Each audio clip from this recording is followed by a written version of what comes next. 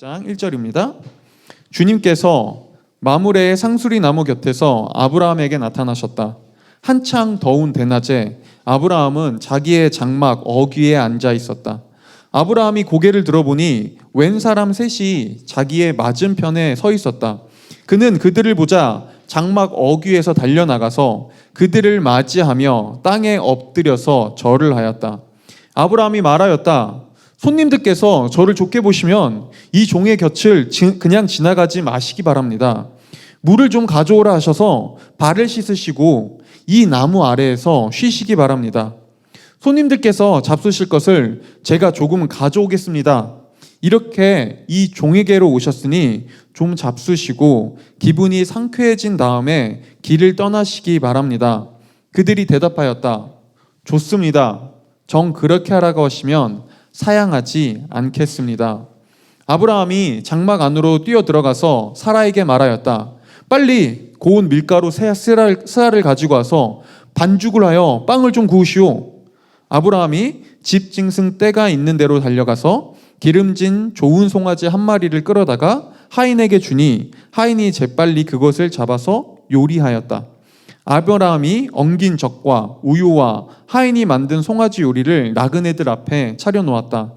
그들이 나무 아래에서 먹는 동안에 아브라함은 서서 시중을 들었다. 그들이 아브라함에게 물었다. 대개 부인 사라는 어디에 있습니까? 아브라함이 대답하였다. 장막 안에 있습니다. 그때 주님께서 말씀하셨다. 다음에 이맘때에 내가 반드시 너를 다시 찾아오겠다. 그때 너희 아내 사라에게 아들이 있을 것이다. 사라는 아브라함이 등지고 서 있는 장막 어귀에서 이 말을 들었다. 그러므로 사라는 나는 기력이 다 쇠진하였고 나의 남편은 늙었는데 어찌 나에게 그런 즐거운 일이 있으랴 하고 속으로 웃으면서 중얼거렸다. 그때 주님께서 아브라함에게 말씀하셨다. 어찌하여 사라가 웃으면서 이 늙은 나이에 내가 어찌 아들을 낳으냐 하느냐? 나 주가 할 수 없는 일이 있느냐? 다음에 이맘때에 내가 다시 너를 찾아오겠다. 그때 사라에게 아들이 있을 것이다. 사라는 두려워서 거짓말을 하였다. 저는 웃지 않았습니다. 그러나 주님께서 말씀하셨다. 아니다. 너는 웃었다. 아멘. 네. 적당한 연기와 적당한 생생감을 살리기가 참 어려워요. 자, 여러분 우리가 지난 시간에 13년 만에 아브라함을 13년 만에 무려 찾아오신 하나님이 아브라함에게 자녀를 주겠다라고 약속한 장면을 우리가 지난번에 봤어요. 네, 그리고 하나님은 우리가 오늘 본 18장 이전에 17장에서 아브라함에게 찾아와 자녀를 주겠다는 약속을 그 어느 때보다 구체적으로 해주세요. 그러니까 하나님은 이렇게 말씀하셨어요. 지난 시간에 아브라함아 내가 너에게 자녀를 주겠다고 한 때가 이제 얼마 남지 않았다. 곧 올 것이다. 바로 내년이다. 네. 그리고 하나님은 이 아브라함이 낳을 자손의 이름을 이삭이라고 지으라고까지 구체적으로 알려주세요. 자 보세요. 그런데 이 일이 있고 나서 사실 오늘 일은 거의 한 달에서 두 달 안에 일어난 일입니다. 그리고 하나님은 지금까지 단 한 번도 아브라함에게 이렇게 짧은 시간 안에 찾아간 적이 없어요. 하나님은 어떤 중요한 메시지가 있을 때 아니면 아브라함이 지금 어떤 중요한 걸 대단히 잊어버렸을 때 그에게 경각심을 이렇게 세우거나 그에게 하나님께서 어떤 중요한 메시지를 주기 위해서 찾아갔지 이렇게 짧은 시간 안에 똑같은 메시지를 주기 위해서 찾아간 적이 없습니다. 그리고 이건 매우 이례적인 일이었죠. 왜 하나님은 이번에는 이렇게 한 번도 하지 않았던 그런 짧은 시간 안에 아브라함을 찾아가서 심지어 앞서 했던 약속과 다른 게 없어요. 똑같은 말씀을 또 하세요. 왜 이렇게 하셨을까요? 어차피 똑같은 말씀이잖아요. 색다른 게 없잖아요. 아직 시간도 얼마 지나지 않았잖아요. 그렇죠? 그런데 여러분이 오늘 이야기를 나중에 집에 가셔서 다시 한번 살펴보시면은 사실 오늘 하나님이 아브라함을 찾아온 것이 아니라는 걸 우리는 알 수 있어요. 하나님은 사라를 찾아오셨어요. 적어도 오늘 이야기에서 하나님의 관심은 사라에게 있었습니다. 그래서 하나님은 아브라함의 장막에 와서 사라를 찾으시고요. 직접적으로 사라를 언급하며 사라에게 자녀가 있을 거라고 약속하세요. 왜냐하면 지금까지 사라는 단 한 번도 하나님을 만나거나 경험한 적이 없거든요. 물론 사라도 여러분 하나님에 대해서 알고 있었어요. 근데 아브라함을 통해 들었죠. 하나님에 대한 정보를 알고 있었죠. 여보, 하나님이 우리에게 이런 걸 약속하셨어. 하나님이 이번에 나에게 어떤 걸 이야기해 줬는지 아시오? 하나님이 이렇게 나에게 이런 경험들을 하게 해주셨어요. 라고 아브라함을 통해 들었습니다. 그리고 우리는 사실 모태신앙이라면 여러분들이 이런 경험을 한 번쯤 했겠죠. 우리도 하나님을 듣고 하나님에 대해서 알아요. 많은 모태신앙인들이요. 어떻게 해요? 부모님을 통해서요. 아니면 친구들을 통해서요. 엄마 아빠가 하나님에게 예전에 이런 일을 경험했단다. 엄마, 왜 우리는 교회 다녀? 왜냐하면 하나님이 우리에게 이런 일을 하셨거든. 하나님이 너를 사랑해. 알아요. 근데 누굴 통해 알죠? 엄마 아빠를 통해요. 아니면 주변 사람들을 통해서요. 보세요. 사라가 마찬가지였습니다. 사라는 하나님에 대해서 들었어요. 근데 하나님을 직접 만난 적이 없어요. 하나님을 직접 경험하지 않았습니다. 그리고 오늘 하나님은 이런 사라를 찾아오시죠. 이유는 하나예요. 사라에게도 하나님이 필요했거든요. 그녀에게도 하나님이 필요했습니다. 우리는 지금 몇 주째 계속 아브라함의 이야기를 살펴보고 있어요. 그런데 여러분, 우리 아브라함의 이야기를 여러분들이 적어도 이 처음부터 들었던 분들이라면은 아브라함의 이야기를 들으면서 우리에게 드는 감정이 적어도 이런 건 아니라는 걸 쉽게 알 거예요.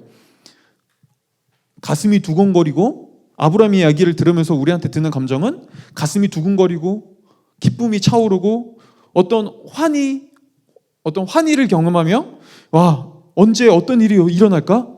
오, 하나님이 어떻게 일하시지? 라는 그런 가슴 부푼 희망이 아니라 시간이 지날수록 우리가 느끼는 감정은 이런 거죠. 지지부진하고 뭔가 막막하고 아리송하고, 이게 진짜 맞는 거야? 아니 뭐 하나님이 진짜 이거 일하시는 게 맞는 거야? 아니 왜 이렇게 일하셔? 이런 감정들이 들죠. 그렇지 않나요? 오늘 아브라함의 이야기를 여러분 12장부터 지금까지 살펴보면은 우리에게 드는 감정은 이런 겁니다. 하나님이 끊임없이 약속하세요. 뭔가를 줄 거래요. 그때는 기대해요. 근데 시간이 지나요. 아무런 일도 일어나지 않아요. 변한 게 없어요. 뭐야?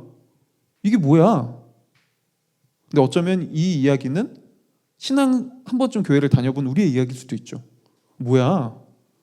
아니 도대체 하나님 믿는다고 바뀌는 게 뭐야? 뭐가 달라진다는 거지? 여러분, 아브라함과 사라도 그들이 처음 하나님을 만나 하나님에 대해 약속을 들었을 때 그들은 이런 기대감을 가지고 있었어요. 아마 이런 대화하지 않았겠어요? 여보, 하나님이 우리에게 아들을 준다고, 자녀를 준다고 약속했어. 우리 아들을 낳으면 이름을 뭐라고 하지? 언제쯤 아이를 가질 수 있을까? 그래도 하나님이 약속했으니까 1, 2년 안에 아이가 생기지 않겠어? 우리도 나이도 있는데 너무 늦어지면 안 될 거야. 아이는 몇 명을 낳을까? 하나님이 많은 자손을 주겠다고 했잖아. 몇 명을 낳지? 애를 키울 방은 어떻게 준비하지? 딸도 있으면 좋을 것 같아. 딸은 몇 명이나 낳을까? 아니 이런 기대하지 않았겠어요? 솔직히 자식을 주겠다고 했는데. 보세요. 이들은 이런 대화 속에서 이런 기대와 소망을 안고 살아갔어요. 근데 그게 벌써 25년이 지났어요. 물론 25년이라는 시간 동안 이들에게 아무런 변화도 없진 않았습니다. 이들은 위기의 순간에 자신들을 그 위기에서 구해준 하나님의 놀라운 은혜를 경험했고요. 그 다음에 25년이라는 시간 동안 낯선 땅에서 나름 잘 자리 잡았습니다. 부를 이루었어요. 그들에게는 많은 종이 있었고 그 시간 동안 많은 가축들이 있었습니다. 나름 성공했어요. 그런데 보세요. 여러분, 가나안 땅은 여전히 그들의 땅은 아니었어요. 그들은 더부살이하고 있었죠. 그리고 무엇보다 두 사람에게 자녀는 아예 한 명도 없었습니다. 25년이나 지났는데요. 물론 종인 하갈에게서 난 이스마엘이 있었어요. 하지만 우리가 16장의 이야기를 살펴본 분들은 알겠지만 이 하갈과의 여종에게 생긴 아들 이스마엘 때문에 그들은 더 많은 갈등과 문제와 그 다음에 부부 사이에 깨어짐을 경험했습니다. 네, 가나안 땅에 처음 왔을 때, 하나님의 약속을 처음 들었을 때 가슴 부푼 소망과 꿈을 안았던 이들의 기대는 점점 시간이 지날수록 그것과 멀어졌어요. 그리고 어느새 이들은 100세와 90세에 가까워졌죠. 어떻게 됐죠? 그들은 늙었고요. 몸도 연약해졌고 마음도 점점 연약해졌습니다. 외모도 초라해졌어요. 자, 오늘 사라는 이런 자신의 모습을 두면서 12절에서 이렇게 표현합니다. 기력이 쇠진하였습니다라고요. 그런데 이때 기력이 쇠진하였습니다라는 이 히브리어 단어는 사실 이런 뜻이에요. 제가 다 소비되었습니다. 소진되었습니다. 지금 사라가 무슨 말 하는지 보이세요? 사라는 하나님에게 내가 너에게 자녀를 줄 거야 라고 할 때 사라는 이렇게 말하고 있었어요. 하나님, 제 인생의 배터리는 이제 다 닳았습니다. 제 인생의 시간은 끝났습니다. 저의 인생은 이미 다 닳아 없어졌습니다. 그리고 이 말 속에서 우리는 사라가 지금 자신의 인생을 어떻게 바라보고 해석하고 있는지를 알 수 있습니다. 그녀에게도 부푼 꿈이 있었습니다. 기대가 있었죠. 한때는 기대감으로 가득했어요. 그리고 위기가 없었던 건 아니었지만 이 위기를 잘 이겨냈어요. 나름 가나안 땅에서 이방인으로 번성했고 성공했어요. 그런데 이 인생을 두고 사라는 하나님한테 이렇게 말해요. 하나님, 근데 제 인생은 다 닳아 없어졌습니다. 저에겐 이제 기력이 없습니다. 힘이 없습니다. 에너지가 없습니다. 우리는 보세요. 그녀는 많은 부를 나름 가졌고 명예를 이뤘고 족장의 아내잖아요. 명예를 이뤘고 분명 예전보다 안정적인 삶을 이뤘습니다.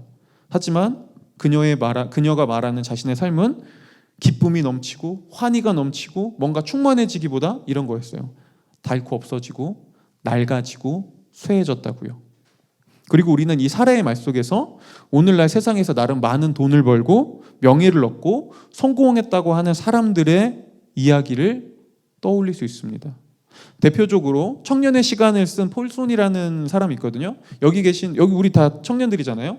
좀 내 인생의 꿈과 나라는 존재가 하나님 안에서 어떻게 살아가는 게 좋을까를 고민하고 있는 분이라면은 이 청년의 시간 추천드립니다.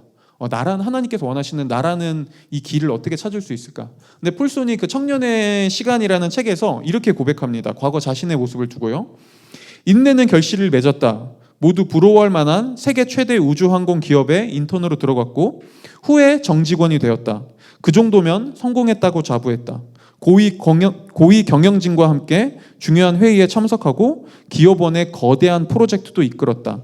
놀랍게도 26에 연봉은 이미 9천만 원을 돌파했다. 향후 5년, 10년, 15년을 위한 인생 계획도 세웠다. 완벽한 청사진이 완성되었고 모든 것이 완전해 보였다. 하지만 만사가 척척 진행되고 있는데 이상하게 행복하지 않았다. 어느 날 문득 거울을 보니 예전에 활기찬 청년이 아니라 허무의 바다를 떠다니는 시체가 보였다. 날마다 죽지 못해 살았고 일은 지루한 고욕으로 느껴졌다. 여러분, 폴손은 비록 노인은 아니었습니다. 그럼에도 그는 나름 26에 성공한 인생을 살았다고 자부했을 때 그 자신의 삶을 돌아보며 오늘 사라와 비슷한 한 가지를 깨달았어요. 뭐죠? 열심히 달려왔고 그 가운데 무엇인가를 이루었고 전보다 더 나아졌고 안정적인 형편이 됐는데 나는 그 시간 동안 닳아 없어지고 있었다는 거예요. 내가 쇠하여지고 있었다는 거예요.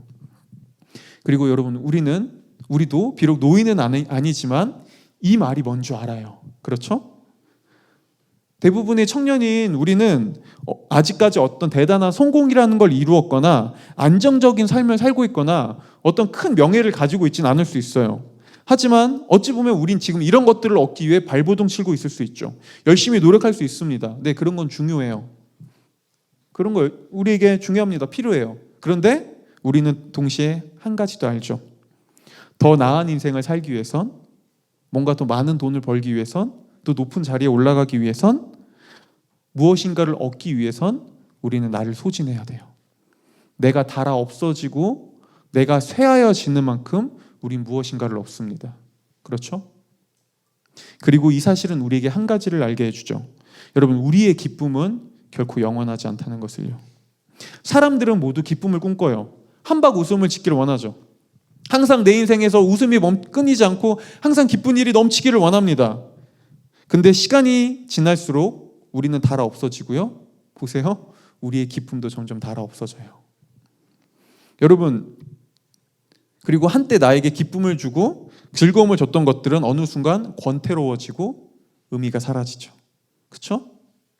여러분들 이런 경험 한 번쯤 하지 않았나요? 한때 내가 웃었던, 나를 웃게 해줬던 나의 첫사랑, 나의 첫 연애, 나의 첫 직장, 첫 월급, 첫 핸드폰, 이런 것들, 첫 이직, 나에게 그런 어떤 나에게 기쁨을 누렸던 순간들이 있잖아요. 네, 그때 우리 웃었을 거예요. 너무 좋아서 나 월급 들어왔어. 나 이번에 어디 취업했어. 나 이제 대학생이야. 나 이제 성인이야. 나 이제 내 마음대로 자유를 얻었어. 기뻤죠? 그래서 얼마나 가셨나요? 그 기쁨이 얼마나 유지되죠? 그래서 우리는 시간이 지나면 그 기쁨을 잃어갑니다. 뭐죠? 기쁨도 달아 없어집니다. 영원하지 않아요. 그리고 보세요. 바로 이게 사라가 얘기한 자신의 모습이었어요. 하나님, 이제 와서 저한테 뭘 준다는 거예요? 아니, 제 나이가 90이 넘었는걸요? 저를 보세요. 제 몸은 예전 같지 않아요. 저는 생리도 끊겼다고요. 저에겐 더 이상 가슴 부푼 소망도, 꿈을 꿀 건강도, 그럴 여력도, 그런 마음도 없습니다. 저에겐 제 인생에는 더 이상 즐거운 일도, 웃을 일도 없어요. 제 인생은 이제 다 달아 없어졌어요. 여러분, 이런 사라의 모습을 더욱 잘 보여주는 곳이 있는데요. 오늘 하나님이 사라에게 찾아와 내년 이맘때 너희 품에 아들이 있을 것이다 라고 얘기하는 이 하나님의 말씀을 듣고 사라는 속으로 이렇게 생각합니다. 18장 12절이에요. 우리가 한번 다 같이 읽어보겠습니다. 18장 12절 읽어볼게요. 시작.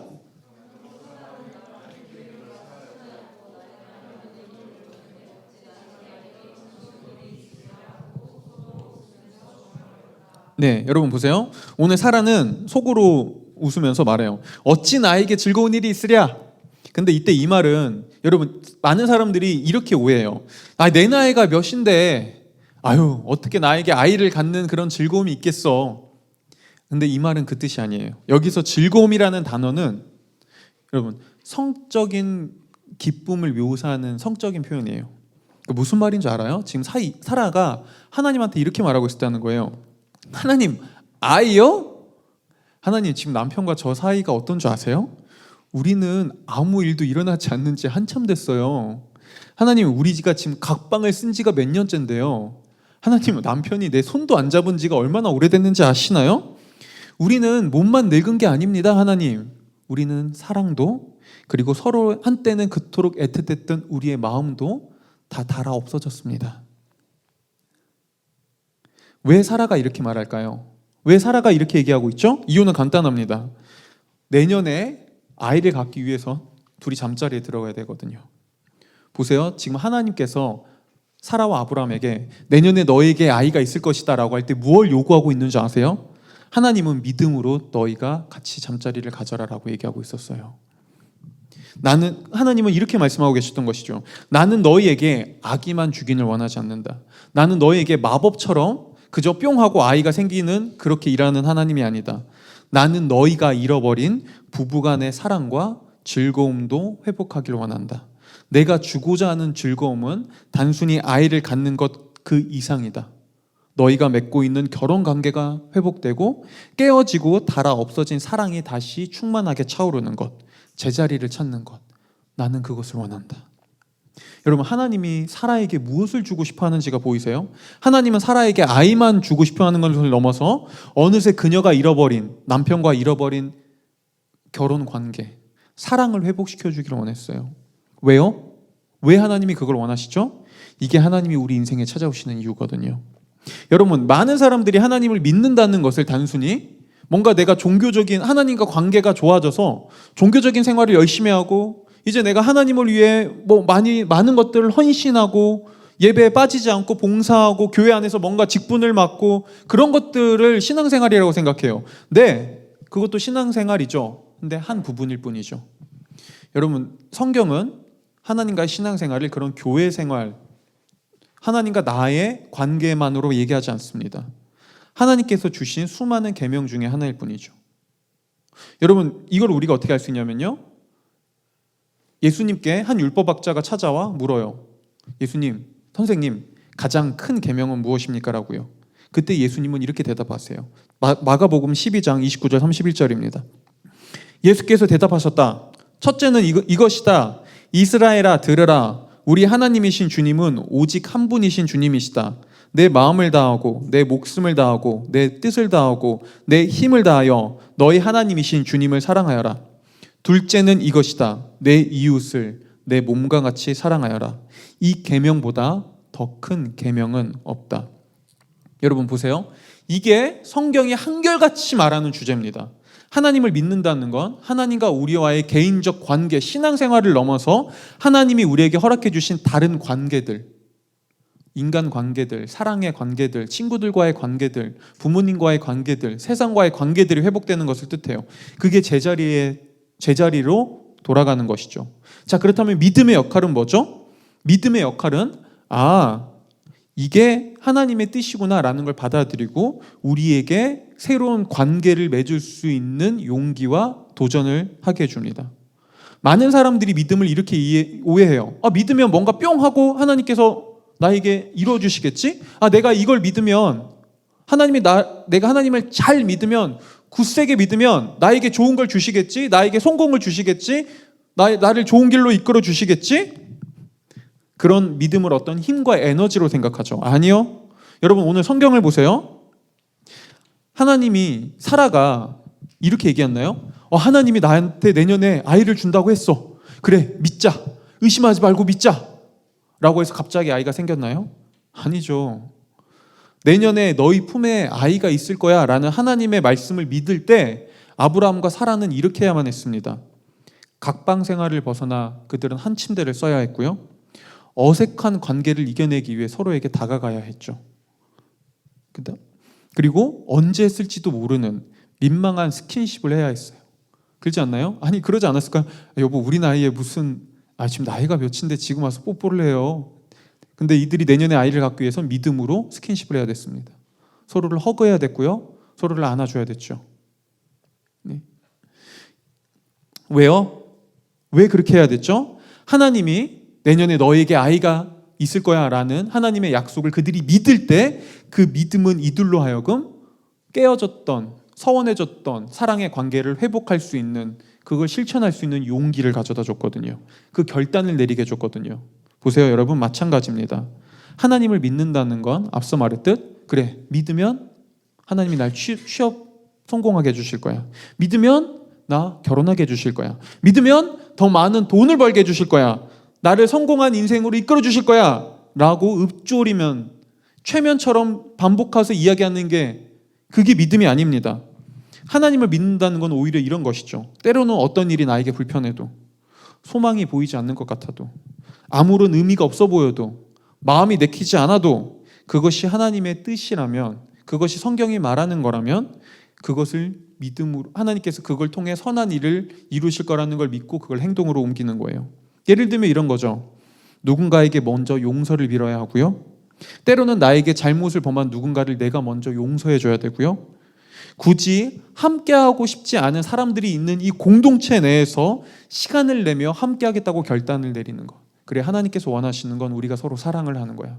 공동체 안에서 함께 뒹구르며 갈등을 이겨내는 법을 배우는 거야. 이게 하나님께서 원하시는 것이지. 그때 뭔가 하나님께서 성장과 관계 회복을 이루실 거야 라는 걸 믿을 때 그걸 견딜 수 있게 해주고 실천할 수 있게 해주죠.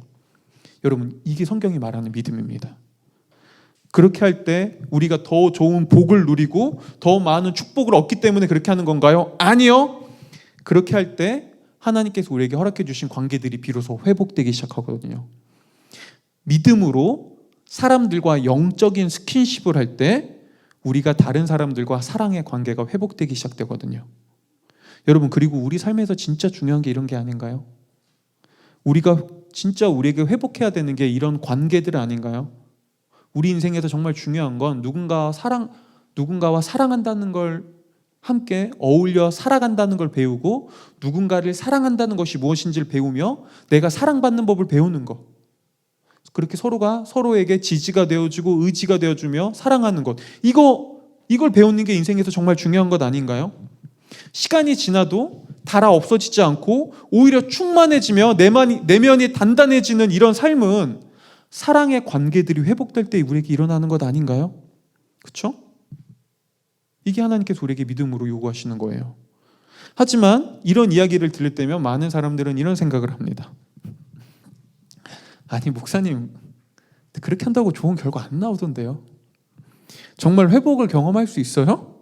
아니 제가 좀 해봤는데 그냥 힘들기만 하던데요. 손해보는 것만 같던데요. 보세요. 여러분 이게 사라의 생각이었어요. 아니, 하나님 이 나이에 무슨, 아니 우리 더 이상 손도 안 잡아요. 하나님 이 90세 할머니와 100세 할아버지가 뽀뽀하면 사람들이 비웃어요. 내 몸은 이미 끝났어요. 그러면서 그녀는 하나님의 이야기를 들을 때 그 이야기를 들으면서 지금 제가 했던 거 보이시나요? 비웃죠. 쓴웃음을 짓습니다. 아니 무슨, 여러분 오늘날에도 사람들은 이런 설교를 듣거나 하나님이 어떤 상황과 환경을 뛰어넘어서 여전히 일하고 있다는 말을 듣거나 소망이 없어 보이는 현실 속에서도 하나님이 반드시 소망을 줄 거라는 말을 들을 때 우리는 이렇게 반응합니다. 무슨 말도 안 되는 소리를. 무슨 그 정신승리 아니야? 뭐죠? 비웃는 거죠. 아니요, 그런 일은 일어나지 않아요. 저한테 그런 일이 있겠어요? 그 말도 안 되는 일이에요. 그런데 보세요. 이렇게 웃고 있는 하나님의 약속을 비웃었던, 쓴웃음을 지었던 사라를 향해 하나님은 14절에서 이렇게 말씀하세요. 제가 읽어드릴게요. 나 주가 할 수 없는 일이 있느냐? 여러분 이때 나 주가 할 수 없는 일이 있느냐라는 히브리어의 그 단어는 사실은 이런 뜻이에요. 경이롭다, 놀랍다라는 뜻이에요. 그러니까 하나님은 지금 하나님 이 무슨 말씀이십니까? 지금 제 나이가 이래요라고 할 때 하나님은 이렇게 말씀하고 있었어요. 네가 지금 쓴웃음을 지으며 비웃음을 짓는 이유는 내가 너에게 이야기한 이 약속이 불가능하다고 생각하기 때문이지, 하지만 너에게 불가능하다고 생각될 정도로 이 놀라운 일이 나에게도 놀랍겠니? 너는 이 일이 너무 놀라워서 이런 일은 일어나지 않아요 라고 말하겠지만 네가 놀랍다고 여기는 게 나에게도 놀랍겠니? 보세요. 오늘 이야기를 한번 보세요. 여러분, 하나님은 사라를 직접 찾아오셨어요. 여러분 이게 얼마나 놀라운 일이냐면요, 세상을 창조한 하나님이 사라에게 찾아오셨습니다. 그것도 엄청 위험 있고 엄청 무시무시한 그런 모습이 아니라 너무나 지극히 평범하고 인간적인 모습으로요. 그분은 사라와 아브라함의 집에서 함께 먹었고요, 함께 마셨고요, 그들과 대화했습니다. 하나님은 굉장히 친근한 모습으로 찾아가셨어요. 하지만 그분은 여전히 하나님이었죠. 아브라함은 자신의 집에 하나님이 찾아왔다는 사실을 깨닫고 하나님과 함께 온 두 천사를 극진히 대접합니다. 그렇죠? 오늘 이야기를 보면 그렇죠? 아브라함은 시중을 들어요. 아브라함이 직접이요. 자신이 종들을 불러서 요리를 직접 준비하라고 시킵니다. 종들을 시키지 않아요. 아브라함이 직접 발로 뛰면서 모든 만찬을 준비하고 있어요. 왜요? 하나님이니까요. 그런데 이 하나님이 친히 사라에게 내가 너에게 내년에 아들을 줄 거다라고 말하는 순간에 사라는 어떻게 하죠? 그녀는 비웃습니다. 그녀는 반응하지 않아요.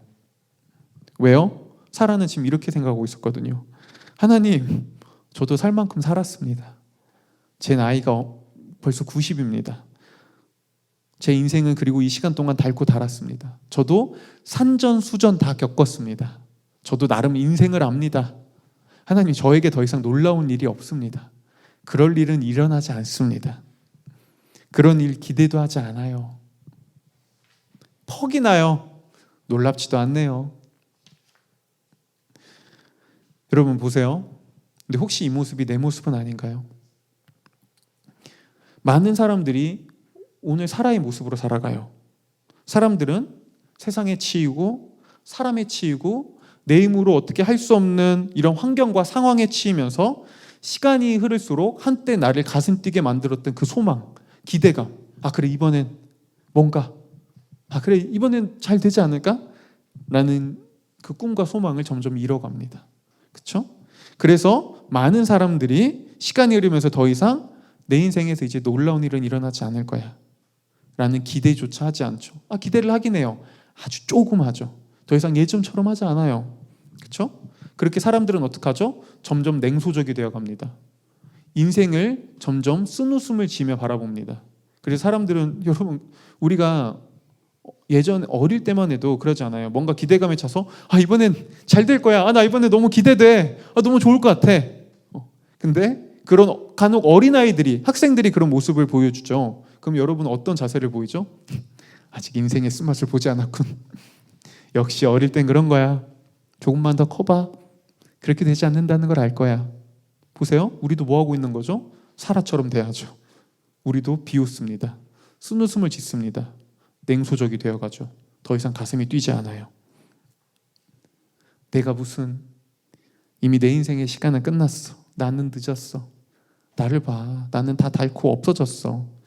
이런 내 인생에 하나님이 계획이 있다고? 뭔가 다른 걸 하나님께서 허락하실 거라고? 참, 퍽이나. 이제 놀랍지도 않다. 지금 내가 하나님 믿은 지 몇 년이 지났는데 지금도 요 모양 요 꼴인데.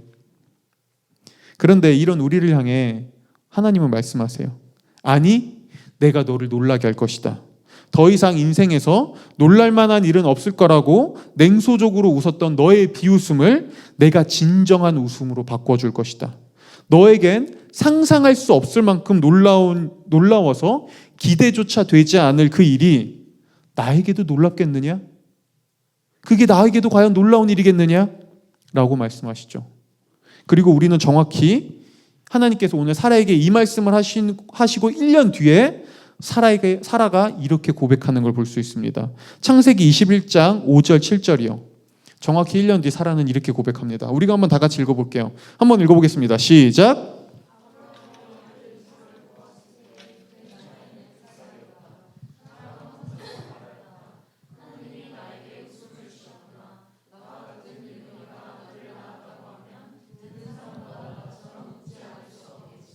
그는 말을 계속하였다. 사라가 자식들에게 젖을 물리게 될 것이라고 누가 아브라함에게 말할 염두를 내었으랴. 그러나 내가 지금 늙은 아브라함에게 아들을 낳아주지 않았는가? 보세요. 여러분, 많은 사람들이 이 사라가 아들을 낳았다는 부분을 두고 이렇게 이야기합니다. 결국 아브라함과 사라의 믿음은 결코 아이를 기대할 수 없었던 그들에게 아이를 갖게 했습니다. 여러분들도 믿음으로 하나님을 붙잡고 있으면 놀라운 일들을 경험할 겁니다. 가난의 문제에서 해결되게 될 것이고, 믿음으로 하나님을 붙잡으면 취업의 어려움을 극복하게 될 것이며 미래의 불안함에서 벗어날 것입니다. 하나님을 믿고 붙잡으면 결혼의 문제가 해결되는 놀라운 결과를 맞이할 것입니다. 라고요. 근데 여러분, 한번 오늘 이야기를 자세히 보세요. 사라는 하나님을 온전히 믿지 않았습니다. 그녀는 하나님이 직접 찾아와 자신에게 놀라운 약속을 주었을 때 그 하나님을 비웃었죠. 그리고 심지어 그녀는 아니요, 전 안 웃었어요 라고 거짓말까지 쳤어요. 그런데 이런 사라에게 감히 하나님을 비웃고 하나님께 거짓말을 한 이 여인에게, 보잘것없는 여인에게 하나님이 뭐라고 하시죠? 뭐야, 네가 감히 나를 비웃고 나에게 거짓말을 쳐? 내가 지금 이 순간 너에게 약속했던 모든 걸 취소하고 이제 너 위에 저주를 더 내리겠다. 네가 나를 비웃었으니 이제 너에게 찾아온 건 자식이 아니라 끔찍한 절망뿐이다 라고 말씀하시나요? 아니요. 여러분, 우리가 지금까지 들어왔던 수많은 종교적 이야기들, 신화들은 이렇게 얘기합니다. 감히 네가 나를 믿지 않아? 감히 네가 나에게 거짓말을 쳐? 나를 비웃어? 좋다. 내가 너에게 모든 약속했던 것들을 이 시간부로 취소한다. 그리고 너에게 가장 큰 절망을 맛보게 해줄 것이다 라고 수많은 신화와 종교들은 이야기합니다. 근데 오늘 하나님을 보세요. 오늘 여러분, 이걸 히브리어로 보면은 사실 하나님은 사라에게 굉장히 따뜻하게 말씀하고 있으세요. 하나님은 굉장히 자비로운 음성으로 사라에게 이렇게 말하고 있었어요. 사라야, 너에게 더 이상 기대도 되지 않을 만큼 놀라운 일이 나에게도 놀랍겠니? 네가 잃어버린 그 기쁨을 내가 회복시켜 줄게. 너는 나로 인해 진짜 웃음을 짓게 될 거야. 여러분, 도대체 왜 하나님은 사라를 이렇게 따뜻하게 대하시죠? 왜 하나님은 사라에게 이런 자비와 은혜를 베푸시죠? 이유는 하나예요. 하나님이 사라에게 그리고 아브라함에게 약속하셨거든요. 반드시 내가 너희에게 아들을 줄 것이다 라고요. 그분이 약속하셨거든요. 내가 약속한다 라고 하셨거든요. 하나님은 자신이 약속한 이 아들 때문에 아브라함과 사라에게 끝까지 자비와 은혜를 베푸세요. 그런데 이때 여러분, 하나님이 아브라함과 사라에게 약속했던 아들은 단순히 이삭이 아니었습니다. 하나님은 창세기 12장에서 아브라함을 처음 부르고 그에게 아들을 약속하면서 자손을 약속하면서 이렇게 말씀하세요. 아브라함아, 내가 너의 후손으로 하여금 세상 모든 민족이 복을 받게 할 것이다. 너를 통해 너의 후손 중에 한 아들이 나올 것인데 그는 인생에서 쓴웃음을 짓던 사람들에게 진정한 웃음을 안겨줄 것이다. 너에게도 이 아들이 필요하다. 그리고 1년 후 이삭의 탄생과 함께 사라는 하나님의 말씀이, 하나님이 약속하신 이 아들이 어떤 존재인지를 드디어 깨닫기 시작합니다. 그리고 하나님이 약속하신 진짜 아들이 누구인지를 깨닫고 사라는 바뀌기 시작하죠. 여러분, 사라가 어떻게 바뀌었냐고요? 오늘 한번 상상해 볼까요? 이 당시 사람들은 사라를 보면서 이렇게 얘기했을 거예요. 아니, 할머니, 지금 이 아이 손자예요? 아니, 내 자식이에요. 자식이라고요? 할머니, 노안이신가요? 나이가 어떻게 되세요? 90이요. 90이요? 90인데 어떻게 아이를 낳으실 수 있죠? 자, 사람들이 이렇게 어떻게 너무 놀라운 얘기예요. 라고 할 때 사라는 이렇게 말했을 거예요. 그렇죠. 저도 지금 이 상황이 너무 놀랍고 지금 제 모습에 자꾸 웃음만 나와요. 하지만 더 놀라운 일이 있어요. 뭔지 아시나요? 하나님이, 세상을 창조한 하나님이 저에게 찾아와 이 아들을 줄 거라는 걸 약속했는데도 불구하고 제가 그분을 비웃었고 제가 그분을 믿지 않았으며 제가 그분께 거짓말했다는 거예요. 그런데도 하나님은 이런 괘씸한 저에게 은혜를 베푸셨어요. 저에겐 90이 넘은 제가 아이를 낳았다는 것보다 이 사실이 이제 더 놀랐답니다. 아니, 어떻게 이럴 수 있죠? 세상에 어떤 신이 자신을 의심하고 자신을 비웃으며 자신에게 거짓말한 이 초라한 여인에게 이렇게 이토록 신실하게 약속을 지키고 은혜를 베풀며 이런 사랑을 주시죠? 이것이야말로 저에게 가장 놀라운 일입니다. 이게 저의 진짜 기쁨이에요. 여러분, 사라가 뭘 깨달았는지 보이시나요? 그녀의 웃음에 담긴 의미는 단순히 이제 내가 아이를 낳았어, 그 이상이었습니다. 사라는 자신에게 아이가 생겼다는 걸 넘어 믿음이 없고 괘씸하고 부도덕하고 비윤리적인 자신에게 하나님이 너무나 크신 은혜와 사랑을 베풀었다는 것에서 그녀는 진짜 웃고 있었어요. 사라는 더 이상 자신이 처한 상황과 자신의 환경 때문에 웃거나 슬퍼하지 않을 수 있었습니다. 사실은 사라는 더 이상 자신의 도덕적 능력이나 자신의 어떤 윤리적 기준 때문에 낭망하거나 좌절하지 않을 수 있었어요. 사라는 더 이상 자신이 처한 환경과 상황 때문에 웃거나 슬퍼하지 않을 수 있었어요. 사라는 더 이상 자신을 두고 사람들이 무엇이라고 얘기하는지에 대한 사람들의 평가 때문에 웃거나 슬퍼하지 않을 수 있었어요. 왜요? 그녀는 이런 나도 기꺼이 받아주고 용서하고 사랑하고 신실한 하나님의 은혜를 경험했으니까요. 물론 이 말이 사라가 365일 맨날 웃으면서 하하하하하하하하 난 기뻐요 하하하 이러진 않았겠죠. 그렇죠? 사라에게도 분명 어렵고 힘든 순간 또 다른 문제들은 찾아왔을 거예요. 근데 그녀는 더 이상 그 어떤 어려움도 그 어떤 고난도 그녀의 삶에서 궁극적 기쁨과 웃음을 빼앗지 못했습니다. 그 무엇도요. 왜요? 사라는 더 이상 자신의 기쁨을 나의 행동의 결과에서 찾으려 하지 않았고요. 다른 사람이 나를 어떻게 평가하는지에서 찾으려 하지 않았거든요. 그녀는 하나님 안에서 하나님이 나를 어떻게 바라보는가 하는 거에서 기쁨을 찾았어요. 그리고 그 기쁨은 놀라운 기쁨이었죠. 그분께 거짓말하고 비도덕적인 삶을 살아가고 이렇게 연약하고 남편에게도 버림받았던, 남편과도 사이가 좋지 않았던 이런 나를 하나님이 사랑해 줬다니, 거기서 그녀는 기쁨을 찾을 수 있었어요. 여러분 보세요. 이게 성경이 말하는 진짜 놀라움입니다. 성경은 우리가 하나님을 믿으면 그 순간부터 더 이상 실패하지 않고 세상에서 성공하고 나의 삶이 극적으로 바뀌는 그런 일이 생기기 때문에 우리에게 놀라운 삶이 찾아온다고 말하지 않아요. 여러분, 성경이 말하는 놀라움은 그 이상이에요. 어떻게 알 수 있냐고요? 어떻게 우리가 이런 놀라움을 경험할 수 있냐고요? 여러분, 세상에서 2000년 전 세상에서 가장 위대하고 가장 견고하며 하나님과 영원한 웃음의 교제를 나눴던 예수님을 보세요. 그분은 사라와 달랐습니다. 사라는 하나님을 비웃었고, 그녀는 비윤리적이었고, 그녀는 하갈이라는 여종을 괴롭혔고 핍박했고, 그녀는 하나님께 거짓말했어요. 그녀는 하나님을 믿지 않았습니다. 그런데 예수님을 보세요. 그분은 달랐어요. 그분은 하나님께 신실했고, 그분은 항상 경고했으며, 그분은 한치의 벗어남도 없는 도덕적 윤리적 삶을 살았어요. 근데 그분의 최후가 어땠죠? 그분은 사람들에게 비웃음을 당했고요. 그분은 조롱당했고요. 그분은 웃음보다는 슬픔에 잠겨 피눈물을 흘렸고요. 그분은 가장 깊은 좌절과 정망에 빠졌습니다. 가장 완벽한 믿음의 삶을 살았던 예수님이 가장 처참하게 버림받으셨어요. 왜요? 우리는 알죠. 제가 맨날 얘기하니까요. 바로 저와 여러분을 위해서요. 사라처럼 하나님을 비웃고 거짓말하고 연약하고 넘어지고 실패하고 불경건한 우리에게 진짜 영원한 웃음과 기쁨을 주기 위해서 시간이 흐를수록 닳고 없어지는 우리에게 영원한 생명을 주기 위해서 하나님의 아들이 기쁨을 잃었고 그분이 영원한 슬픔에 잠겼습니다.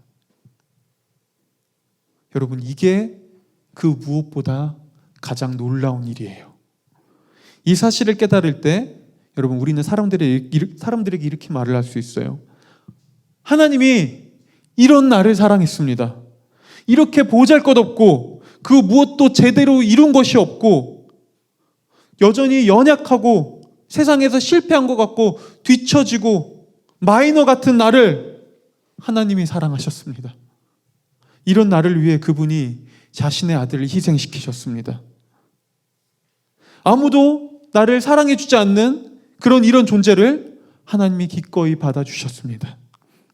세상에 이제 다른 사람이 저를 비웃어도 제 상황이 여전히 바뀌지 않아도 저는 그래도 이제 웃을 수 있어요. 하나님이 저에게 이런 일을 하셨으니까요. 이런 저를 위해 하나님이 이런 놀라운 희생을 주셨으니까요. 여러분, 이게 우리에게 일어난 가장 궁극적 놀라움입니다. 이 사실을 안다면, 이 사실을 믿음으로 여러분들 고백할 수 있다면 여러분, 우리는 진짜 인생의 기쁨이 무엇인지 경험하기 시작해요. 그리고 이 기쁨은 그 어떤 상황과 환경에도 흔들리지 않습니다. 이 기쁨은 사람들의 시선에 흔들리지 않습니다. 이 기쁨은 나의 도덕적 능력이나 나의 수준에 흔들리지 않습니다. 그런 것에 따라 좌지우지되지 않습니다.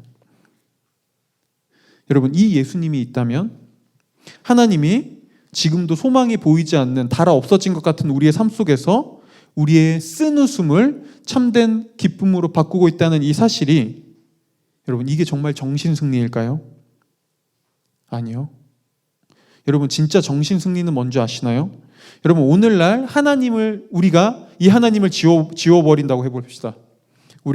아니, 신은 존재하지 않아.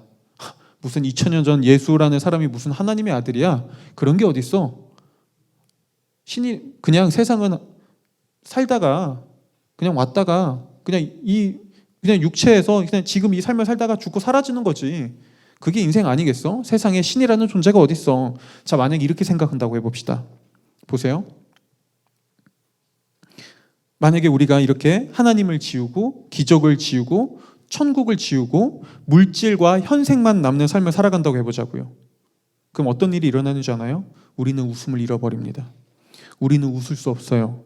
물질과 현생만 남은 세상에서 우리는 절대 내가 지금은 이렇게 쓴웃음을 짓고 내가 지금은 이렇게 비참한 삶을 살고 있지만 언젠가 이것들이 바뀔 거야. 언젠가 이 모든 것들이 궁극적으로 선한 길을 향해 가고 있을 거야. 그래, 내 삶에 소망이 있고 그래, 내 삶은 또 다른 기쁨이 언젠가 찾아올 거야 라는 걸 기대조차 할 수 없습니다. 그리고 그게 정신승리죠. 기적도 없고 신도 없고 영적인 세계도 없고 물질과 현생만 남은 세상에서 그래도 난 다를 거야.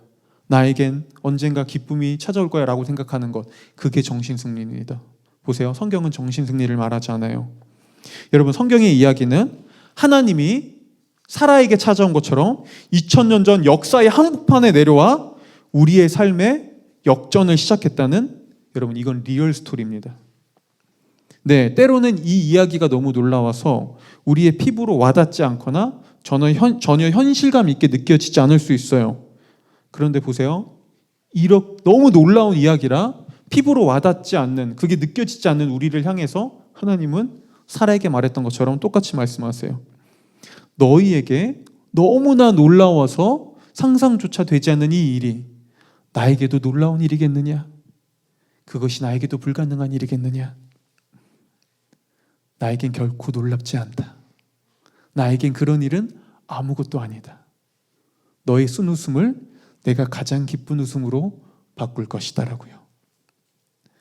말씀을 마치겠습니다. 여러분에게 이런 이야기가 필요하지 않으신가요? 이 이야기가 있을 때 우리는 달아 없어지는 인생에서 다시 기대를 품고 소망을 품고 꿈을 품는 인생으로 바뀔 수 있지 않나요? 이 이야기가 사실이라면 지금도 하나님은 소망이 없어 보이고 쓴웃음을 짓고 있는 우리의 인생을 언젠가 기쁨의 인생으로, 기쁘게 웃는 삶으로 바꿔주시지 않을까요? 그날이 언젠가 반드시 찾아오지 않을까요? 네, 하나님께 그 일은 놀랍지 않습니다. 기도하겠습니다.